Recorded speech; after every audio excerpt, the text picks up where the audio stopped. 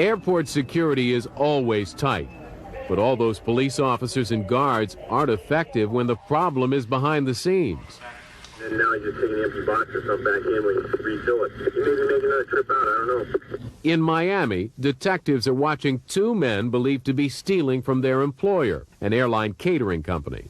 Plagued by repeated shortages of alcohol, primarily from the first-class section on international flights, the company asked police to investigate. It had probably gone on for the better part of a year.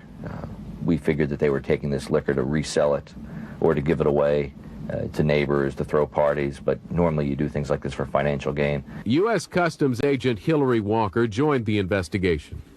The company hired a private investigation firm, and they came down with 2 employees who were continuously stealing during the course of their investigation.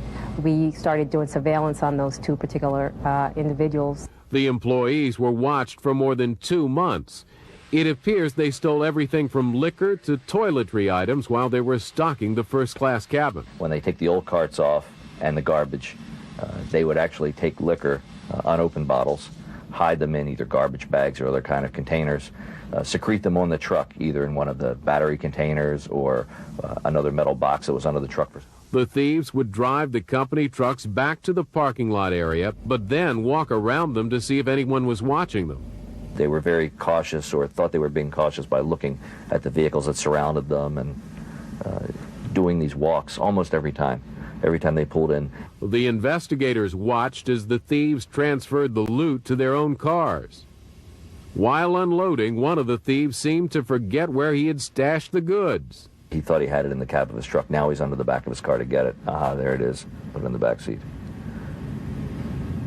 And that's a relief for him. Police, staking out both employees' homes, saw them moving the stolen goods inside. Here the individual's going back to his car in front of his house. He's taking out one of the bags that he had removed, and you can almost see the outline of the bottles and the weight. A lot of times you'll see them either leaning to one side, which gave us a hint that something's heavier. After gathering enough evidence to obtain search warrants, police moved in. Inside the homes of Orlando Valencia and Jorge Mancado, they found what looked like a liquor warehouse. We recovered a little over $100,000 worth of liquor, just stashed in closets, cabinets, in the refrigerator, everywhere throughout these 2 houses. At least one defendant, he said, he started out taking 1 or 2 bottles, and after a while it became easier for him to take more and more. And gradually over years, he said he'd been doing it for 4 years, that he just continuously took. Valencia and Mancado were each sentenced to 4 months in jail and probation. They were fired and had to pay restitution of $35,000 apiece. It's very difficult to try to disprove something when it's not just verbal. If you have something on videotape, you can't say somebody else was using my face.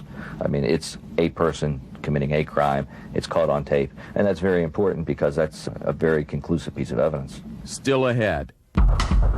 She takes out a credit card. It's a Visa card in her left hand, and what she's doing here is she's putting a little sticky note on the back of that card. And on that sticky note are stolen credit card numbers.